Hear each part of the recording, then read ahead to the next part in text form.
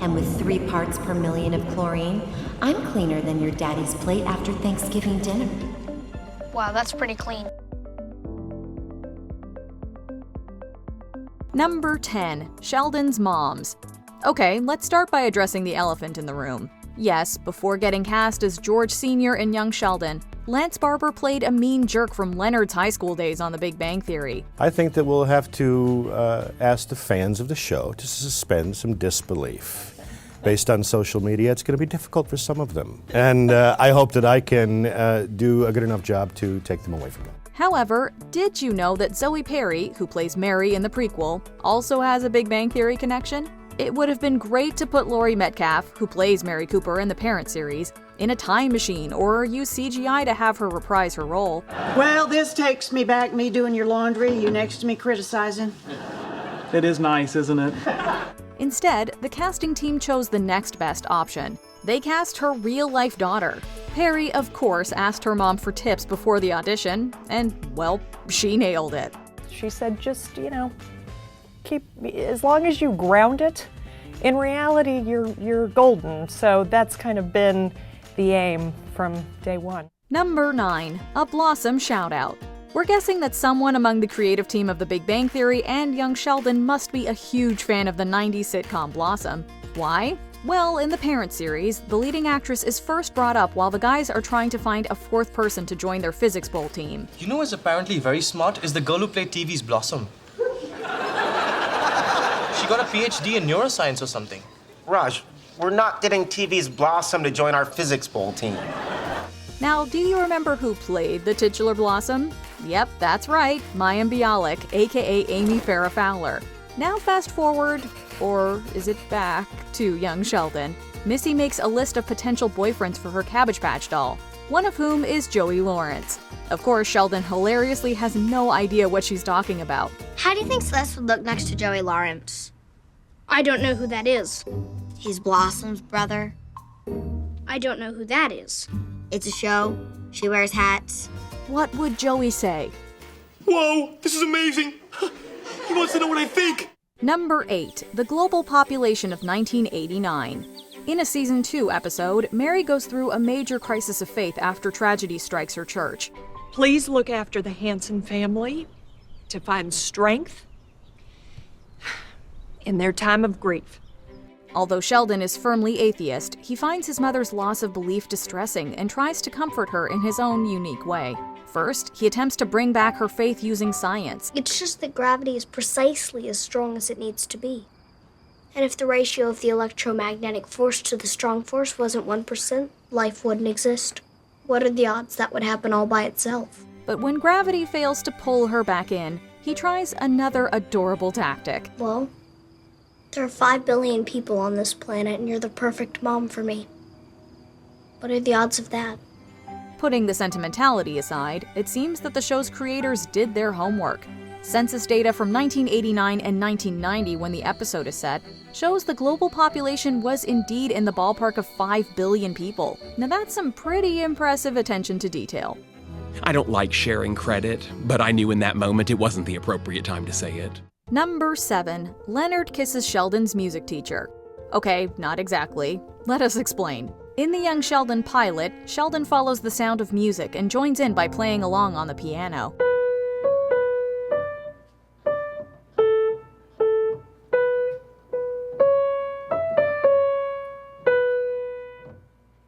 Do you know this sonata?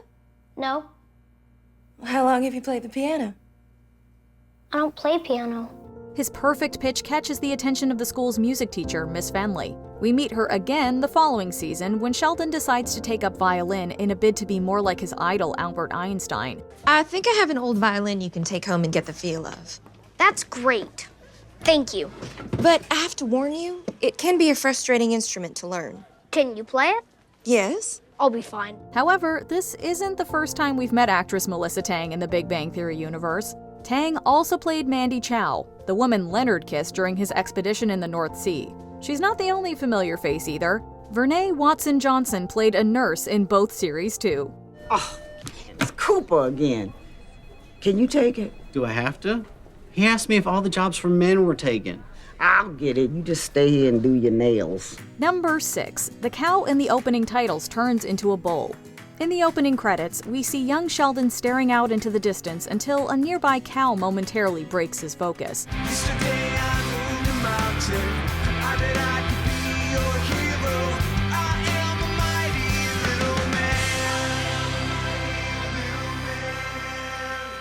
Apparently, this setup is a parody of the Walker, Texas Ranger opening titles. It also gives us a peek into Sheldon's inner world, showing his fears and how he feels like a fish out of water. Get it away! Get it away! Calm down, it's an itty-bitty thing. No, I'm an itty-bitty thing! As the seasons roll on, the credits continue to evolve. However, did you spot that the cow gets swapped out for a bull at one point? It's hard to believe it's just a coincidence, especially considering this change happens during a rough patch for the family. Bulls might seem more intimidating, but they also symbolize strength and resilience. Number 5. Kaylee Cuoco's cameo. We all know that Mayim Bialik and Simon Helberg reprised their Big Bang roles in voiceover cameos on young Sheldon. Dating back to ancient times. Some consider it the single most important field of study known to man. From the wheel to the International Space Station, which I went to. Bialik and Jim Parsons even show up in the prequel's series finale. Yet there's one Big Bang alum cameo you may have missed. In this Season 3 episode, Sheldon worries about an upcoming swimming test. During an anxiety dream, he stands at the edge of the water while the talking pool tries to coax him into getting in. Why don't you like me? You're full of bacteria. So are you, but you don't hear me saying, ugh, it's rude. If you listen closely, you'll recognize that voice as none other than Penny actress Kaylee Cuoco. Apparently, co-creator Stephen Millara wanted the pool to sound, quote, female and kinda sexy, and realized he knew exactly who to call. Come on, my pH level is 7.4, and with 3 parts per million of chlorine, I'm cleaner than your daddy's plate after Thanksgiving dinner. Wow, that's pretty clean. Number 4. The order in which the Big Bang Theory gang as kids are shown. Sheldon is devastated when no one shows up for his Nobel Prize announcement party. A primary feature of quarks is that they're always bonded together.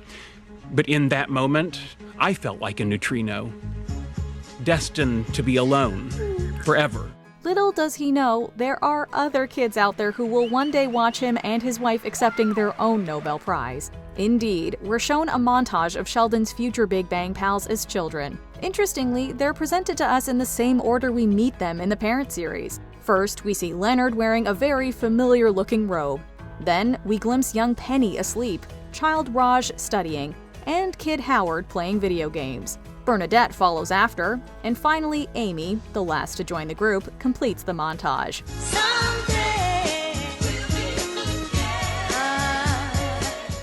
Did you catch what she's reading, though?